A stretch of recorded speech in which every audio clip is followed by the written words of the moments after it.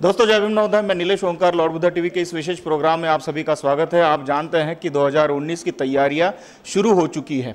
हमारे साथ अभी नाना पटोले जी हैं जो कि नागपुर से लड़ने वाले हैं, कांग्रेस से लड़ने वाले हैं। उनसे कुछ राजनीतिक बातें करेंगे, राजनीतिक सवालों पर उनके जवाब लेंगे, उनकी राय लेंगे। सर, सबसे पहले तो मैं यही जानना चाहता हूँ, 2014 में कांग्रेस से निकलकर बीजेपी में जाकर कांग्रेस को एक तगड़ी टक्कर आपने दी थी।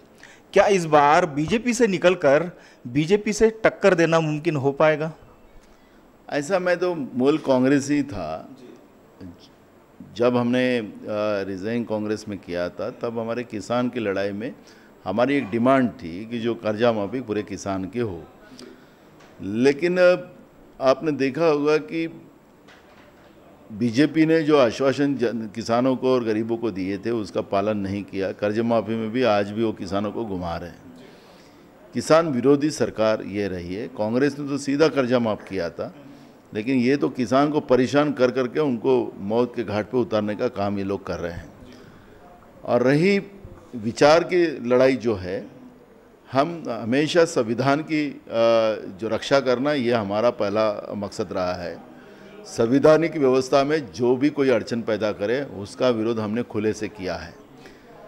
आज हम देखते हैं कि जैसे हमने रिज़ाइन किया है, हम आपका जो कहना है कि हम छोड़ के हम सांसद की छोड़ी है 2 साल पहले पार्लियामेंट के इलेक्शन के पहले जिस तरह से नरेंद्र मोदी और बीजेपी डॉक्टर बाबा साहब आम्बेडकर के संविधान को तोड़ना शुरू कर दिया है, उसका हमने विरोध किया। हमारे बहुजनों को जो अधिकार है संवैधानिक, वो अधिकार वो ख़त्म करना शुरू कर दिया। हमारी नौकरियां बंद कर दी, हमारे प्रमोशन बंद कर दिए, हमारे बच्चों का एजुकेशन बंद कर दिया, हमारी स्कॉलरशिप बंद कर दी।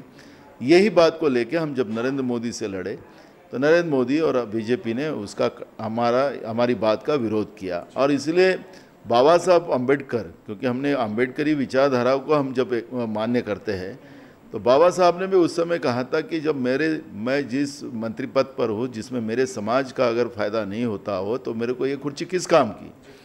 तो वही लाइन लेकर नाना पटोले ने वही काम किया जो बाबा साहब ने उस समय में किया था। और हमने खासदार की जैसे पद को छोड़कर हम पुनः लोगों के बीच में गए। हमारे नेता राहुल गांधी जी ने संविधान का रक्षण की बात की, क्योंकि आप देखो कि संविधान, ये लोग कहते हैं कि जैसे हम जिस नागपुर शहर में हैं, नागपुर शहर में जो महानगर पालिका है, जो स्थानिक स्वराज्य संस्था हम कहते हैं, वो भी हमारी एक संविधानिक इंस्टीट्यूट है जहां हमारे लोगों से चुन के जाने वाले लोक प्रतिनिधि है। देवेंद्र फडणवीस और गडकरी जी ने उस संस्था को ही बंद कर दिया, क्योंकि आप देखो मेट्रो जो प्राइवेट एक एजेंसी है उसको ये चलाने को दे दिया है। दूसरा आपने देखा होगा कि कचरा साफ करना है, पीने का पानी देना हो, घर को टैक्स लगाना हो तो प्राइवेट कंपनी को दे दिया है। इसका मतलब है कि खासगीकरण की तरफ, यानी संविधान की व्यवस्था को ख़त्म करने की व्यवस्था खुद नागपुर शहर में गडकरी और फडणवीस कर रहे हैं। उसका सबसे बड़ा उदाहरण नागपुर की महानगर पालिका है। नरेंद्र मोदी जी ने आज जो न्याय व्यवस्था हमें लोगों को न्याय देती है, वही न्याय व्यवस्था के सुप्रीम कोर्ट के 4 जजेस मीडिया के सामने आकर हमारे को बचाओ, हमारे को संरक्षण दो। न्याय व्यवस्था भी 4 सुप्रीम कोर्ट के जजेस लोगों के सामने आ रहे हैं, जो जजेस लोगों को न्याय देते हैं। तो नरेंद्र मोदी बीजेपी सरकार ने हमारी न्याय व्यवस्था भी ख़त्म कर दिया। आज तुम्हारे जैसे कुछ मीडिया बचे हुए हैं जो आज प्रामाणिकता से लोगों के सामने बात रखते हो। आज देश में कितनी मीडिया है, प्रिंट मीडिया है, जो मोदी की गलतियों को भी छुपाने का काम, मोदी जो कुछ नहीं कर सकता वो बातें लोगों को दिखाकर गुमराह करने का काम किया जा रहा है। यानी इसका मतलब है कि हमारा जो चौथा स्तंभ मीडिया है उसको भी ख़त्म करने का काम नरेंद्र मोदी ने किया है। पुलवामा के घटना में आपने देखा होगा कि एक तरफ हमारे देश के सैनिक शहीद हुए, निर्दोष सैनिक शहीद हुए। 250 किलो RDX किसने लाया वो आज तक सरकार नहीं बता सकी। वहाँ तो राष्ट्रपति राजवट है जम्मू कश्मीर में, वहाँ के गवर्नर जो है बीजेपी की मानसिकता के, उसने भी कहा कि हमारा फेल्योर है, लेकिन बाद में उनको दिखाया नहीं गया। तो उस समय में एक तरफ किसी के माँ का कोख उजड़ गई थी, किसी बहन के माथे का बिंदिया पोंछी गई थी, बच्चों के बाप का छाया निकल गया था। उस समय में नरेंद्र मोदी देश की जो रिजर्व फंड होता है उसमें के 27,000 करोड़ रुपए निकालने का पाप करते बैठे थे। रिजर्व बैंक की भी व्यवस्था, जो देश के लोगों का पसीने का पैसा भी आज संवैधानिक व्यवस्था से उसने निकाल लिया है। हमारे देश की सीबीआई जो है, सीबीआई भी उसने जो स्वायत्त इंस्टीट्यूट है उसको भी खत्म करने का काम किया है। ठीक है ना सर, यहाँ पे एक वही उसी से जुड़ा हुआ एक सवाल करना चाहता हूँ। ये तो मान लेते हैं सारी संस्थाओं को, सारी संवैधानिक संस्थाओं को खत्म करने का एक एजेंडा हमें दिखाई देता है बीजेपी के माध्यम से, और आपने जैसे कहा कि इसी नीतियों के वजह से आप वहाँ से बाहर निकले, और संविधान को बचाना है, संवैधानिक अधिकार को लागू करना है और संविधान का इम्प्लीमेंट करना है। यानी कि इस देश में जो बहुजन है समाज, या फिर जो आखिरी तबका है, उस आखिरी वंचित इंसान तक हमें लाभ पहुंचाना है, यह आपका उद्देश्य है। लेकिन ज़मीनी सवाल एक पूछना चाहता हूं मैं, जैसे कि सभी लोग बोलते हैं कि विकास तो हमें सरकार में नहीं दिख रहा है, लेकिन जो भी कुछ विकास दिख रहा है सड़कों का या बिल्डिंग का, उसके खिलाफ यहाँ पर अगर चुनाव लड़ना है तो ये कितनी मुश्किलें पैदा करेगा आपके सामने? एक देखो कि नागपुर शहर में रास्ते नहीं थे, ऐसा अगर कोई वो दावा करने वाले लोग होंगे तो ये लोगों को झूठ करे हैं। नागपुर में रास्ते थे, वो डामर के रास्ते थे, उसको उखाड़ के सीमेंट के रास्ते बनाए। मैं नागपुर शहर के एक भी रास्ता जो विकास का दावा करते हैं, एक भी रास्ता जो इन लोगों ने बनाया है जो लोगों के घर में पानी नहीं घुसता, ऐसा एक रास्ता इन्हें दिखाना चाहिए। सफ़ेद सीमेंट के नीचे में कितना कालिक है, कितना भ्रष्टाचार है, वो आने वाले वक्त में लोगों को हम बताएंगे।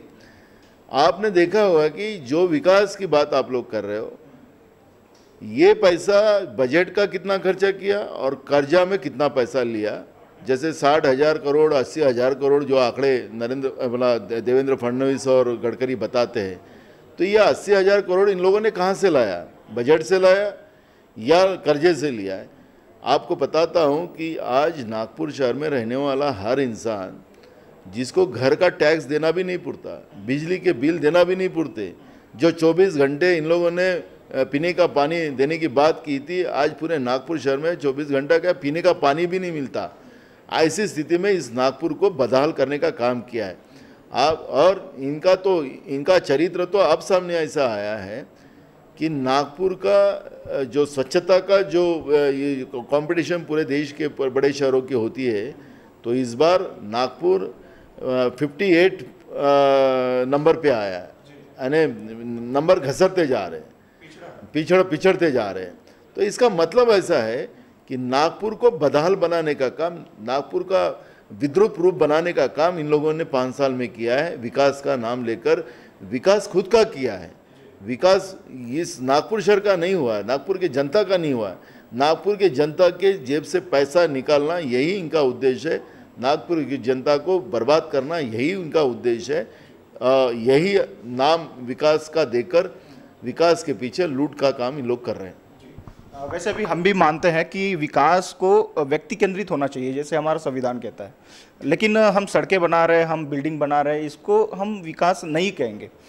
लेकिन इसी विकास का डंका बजाया जा रहा है और बड़ी बड़ी रैलियों में भावनिक रूप से लोगों को राष्ट्रवाद के नाम पर या फिर विकास के नाम पर वोट मांगे जा रहे हैं। मैं एक सवाल इसलिए पूछना चाहता हूँ क्योंकि हम नागपुर में हैं और नागपुर ये डॉक्टर बाबा साहब अम्बेडकर जी का कार्य क्षेत्र है। यहाँ पर दीक्षा भूमि भी है। एक मुद्दा ये है कि यहाँ पर पाली यूनिवर्सिटी की डिमांड है और पाली को इस विभाग से हटाया गया है। पहले यूपीएससी में लोग हिस्सा लेकर आगे बढ़ते थे पाली में, आज भी कई ऐसे लोग हैं जो इंटरेस्टेड हैं और पाली पढ़ना चाहते हैं, लेकिन पाली को एक राष्ट्रभाषा का जो दर्जा चाहिए था वो दर्जा नहीं मिल रहा है।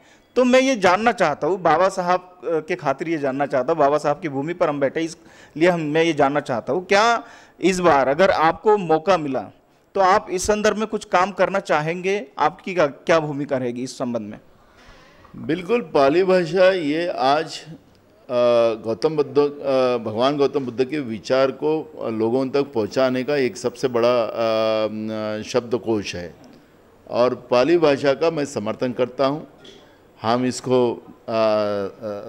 दर्जा देने की बात जो आप लोग कहते हैं उसको दर्जा देने की बात भी हम पूरी करेंगे और उस आधार पे निश्चित रूप से राहुल गांधी जी जब देश के प्रधानमंत्री हमारे बहुजन समाज के आशीर्वाद से, बहुजनों के आशीर्वाद से जब बनेंगे तो निश्चित रूप से बाबा साहब के विचारों को ताकत देने का काम कांग्रेस के माध्यम से किया जाएगा। आखिरी सवाल पूछना चाहता हूँ, कांग्रेस पर भी सवाल उठे थे, कांग्रेस पर भी इल्ज़ाम लगे थे और मैं समझता हूँ कि ये कोई बुरी बात नहीं है। राजनीतिक दल कोई भी हो उससे गलतियाँ भी होती हैं, कुछ अच्छे काम भी होते हैं। आज देश का जो माहौल है वो पूरी तरह से धर्मांध हो चुका है। आज देश में हिंदुत्ववाद इतना बढ़ गया है, जैसे कि आप सभी नेता लोग जानते हैं कि देश को एक कट्टरवाद दिया जा रहा है और देश के जो नौजवान हैं उनको कट्टरता सिखाई जा रही है, रोजगार से दूर किया जा रहा है ताकि वो रोजगार के लिए आवाज़ ना उठाए। कांग्रेस आने के बाद क्या कांग्रेस पीछे जो गलतियां हुई हैं उसको सुधारने के लिए और सर्वसमावेशक नीतियां जिसको हम कहते हैं, जिसमें जात पात या वर्णवाद का कोई भेदभाव नहीं होता है, क्या ऐसी नीतियों को सामने रखकर देश का या नागपुर का विकास करने में अपनी रुचि रखेंगी या फिर वही गलतियां फिर अगर दोहराएंगे तो हम नहीं टिक पाएंगे? सर देखो, आपने शुरुआत में ही मेरे सवाल का जवाब दिया है। आपने कहा कि राजकारण में आरोप होते रहते हैं। आरोप झूठे करने का काम तो वास्तव में हुआ है। कांग्रेस ने इस देश के ऊपर कर्जा लाकर देश का विकास नहीं किया। देश के, क्योंकि हमारे एक कहावत है, दिवाली कर्जा लेके नहीं की जाती, दिवाली तो हो जाती लेकिन दिवाली के बाद दिवाला निकलता है। कांग्रेस ने दिवाली मनाने के लिए लोगों को सुख दुख में रहे, लेकिन जितनी आयपत्ति उसके आधार पे किया, देश को कर्जे में नहीं लाया। इन लोगों ने तो 5 साल में देश को 85 लाख करोड़ में आज कर्जे में लाके खड़ा कर दिया है। माँ के पेट में हुआ अभी बच्चा होगा उसके ऊपर भी कर्जा लाद के रखा है और लाखों रुपए का कर्जा लाद के रखा है। कांग्रेस के ऊपर कितना भी आरोप इन लोगों ने किया, लेकिन कांग्रेस ने 60 साल में इस देश की संविधानिक व्यवस्था को संभाल के रखा है। कांग्रेस ने बाबा साहब अम्बेडकर का संविधान को धक्का लगने नहीं दिया। जो हमारे बहुजनों के अधिकार है, शोषित पीड़ितों के अधिकार है, उसके ऊपर कभी बाधा आने नहीं दिया। 5 साल में आपने देखा होगा कि इन लोगों ने हमारे शोषित पीड़ित, हमारे गरीब लोग, हमारे बहुजनों को जितनी तकलीफ देना है, संविधान को जितना तोड़ना है, नरेंद्र मोदी के सरकार में अनंत हेगड़े नाम के एक मंत्री महोदय है, उसने एक बार नहीं कहा, 2 बार कहा कि हमारा का एक ही मकसद है कि इस देश की संविधान को हम ख़त्म करेंगे। जिस संविधान को कसम खाकर ये लोग सांसद बने, जिस संविधान की कसम खाकर ये मंत्री बने, वही लोग जिस संविधान के भरोसे खड़े हुए, वही लोग जिस संविधान को ख़त्म करने की बात कर रहे हैं। तो कांग्रेस ने कभी ऐसा नहीं किया कि बाबा साहब अम्बेडकर की जो संवैधानिक व्यवस्था को संभाल के रखा। यही तो सबसे बड़ा कांग्रेस का काम है। लड़ाई झगड़े होते हैं, एक परिवार में अगर एक पिताजी को 4 बच्चे हो तो 4 बच्चों का समाधान नहीं कर सकते, लेकिन इसका मतलब ये नहीं कि पिताजी ने घर को ख़त्म कर दिया। कांग्रेस ने यही किया कि अपना घर, अपने देश का संविधान, घर यानी हमारे देश का संविधान को संभाल के रखा। यही तो कांग्रेस की सबसे बड़ी जमे की बाजू है।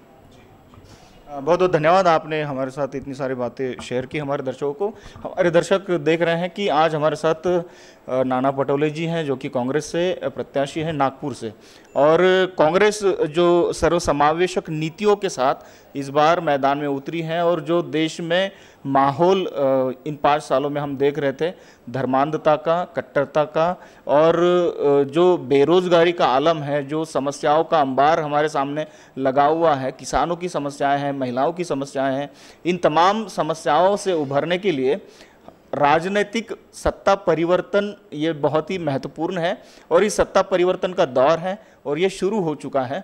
पटोले जी ने अभी कहा है कि कांग्रेस जो है सर्वसमावेशक नीतियों के आधार पर आगे चल के अपना काम करेगी और संविधान बदलने वाले जो लोग हैं उनको जवाब देगी। आज के लिए बस इतना ही, फिर मुलाकात होगी ऐसे ही किसी मौके पर। तब तक के लिए जय भीम, नमो बुद्धाय।